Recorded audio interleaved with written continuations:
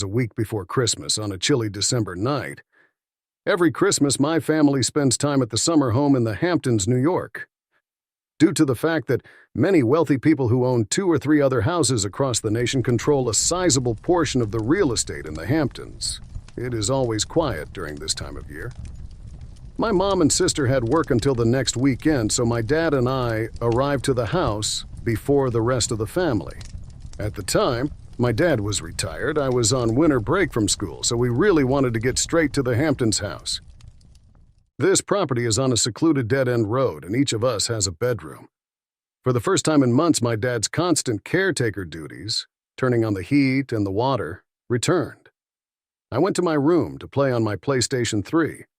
I played video games for the bulk of the first day there. We also wanted to arrive early to avoid the terrible road conditions that would persist for days following the storm because there was a significant snowstorm the first night we were there.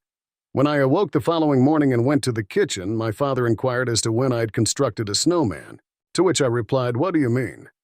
"The snowman in the backyard," he said. There was at least 2 feet of new snow when I went to peek out the window. However, our backyard also had a snowman sitting there, had eyes and a smile carved into the head, and it had 2 sticks for arms that were angled upward into the air. The mouth size were directed toward the window. I told my father, "That wasn't something I built." With a laugh, my father said, "It had to be the youngsters from the neighbor." I did too, thinking it was a harmless prank, but the real trouble started the following evening. I was sleeping in bed when I heard a huge bump on my window. I was frightened. I covered myself with the blanket so that I wouldn't be seen by anyone who might be outside. However, after 5 minutes, I began to question whether snow might have fallen from the roof and blown into the window. To get a peep out the window, I got up. I let out a cry. Because what I initially perceived to be a person was, in fact, another snowman standing directly outside my window. Instead of a smile, its face was a furious frown. When I cried out for my dad, he hurried inside. When I gestured out the window, he became agitated. He promised to speak with the parents of the children next door in the morning. I spent the rest of the night sleeping in my sister's room. My dad rang the bell at the next door the following morning. They weren't home, though. The driveway was empty. They were not in town. This didn't exactly help explain the issue, as that was the only house with kids in the area. Nothing more occurred for 5 or 6 days in a row until Christmas Eve night. Now residing in the house were our 4 grandparents, as well as the remainder of our immediate family. Before dinner, we were in the living room, although it was getting late. Rather than ringing the doorbell, someone pounded on the front door. I became anxious. When my father saw it, he questioned, "Who is it?" "I need help. Please allow me in," said someone on the other side of the door. There are no windows or a spy hole in the door. Furthermore, there aren't any windows that would let us see who's behind the door. Dad is asking what's wrong. The voice on the other side says, "I'm alone and have nobody with whom to celebrate Christmas. Please provide a hand." Now we all turn to face one another. "Before we contact the cops, please leave," my dad screamed. The other individual said, "Okay, I'll go. Please don't call the police." He links this right away to the unsettling snowman. Felt there had to be a connection. We were accurate. There was a message left in our front door on Christmas morning. It said, "I built the snowman for the boy in the house, just for a little fun. I have nobody to share the Christmas holiday with, and that hurts." I believe that the person who constructed those 2 snowmen and put the note on our door was either mentally ill or unstable. Considering that he arrived at our front door, it seems highly improbable that it was intended to be a prank. He was dangerous, in my opinion, and even if he wasn't naturally antagonistic, the things he did were sufficient to make him someone that none of us wanted to encounter.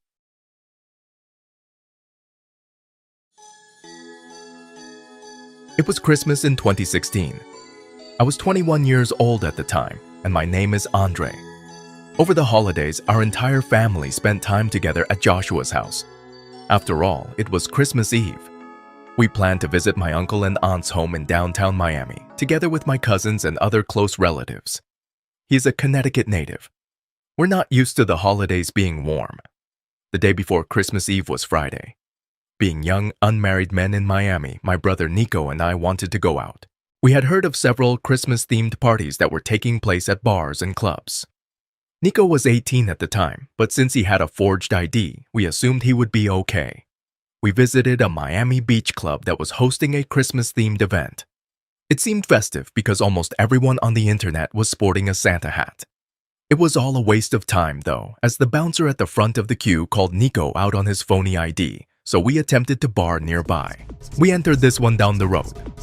Some folks were also wearing Santa hats. That's to be anticipated around Christmas, I suppose. Here we were, at the bar. This older woman struck up a conversation with Nico. The majority of their talks were overheard by me. The woman looked to be in her mid-40s. I overheard her telling my brother over and over again how she was attracted to younger guys that spoke with a Hispanic accent. Honestly, it's just a little unsettling and strange, but Nico was presumably unaware that the woman was hitting on him. I just stood by and let them talk. I ended up becoming friends with the guys seated next to me at the bar since two of them were chatting away for so long. Abruptly, Nico gave me a shoulder pat and announced that he was leaving with a woman. I assured him that everything was fine and he should go enjoy himself. After that, I didn't stay at the bar for very long before calling my uncles to return to their place in an Uber, figuring Nico would be spending the night with the woman. My cell phone rang when I was in my Uber, but that wasn't Nico. That was an extraordinarily deep-voiced older man's voice. I asked who this was. The man said, "The cell phone was lying on the pavement."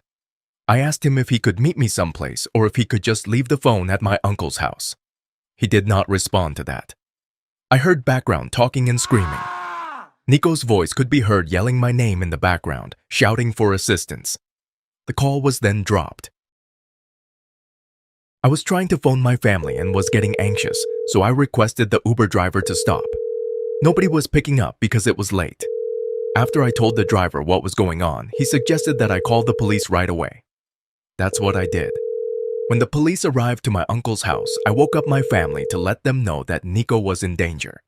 I had to ask the bartender for the best description of the woman's look and the time he left. After that, my dad, I, and the cops proceeded to the pub where we were, and that's when I received a call from an unknown number.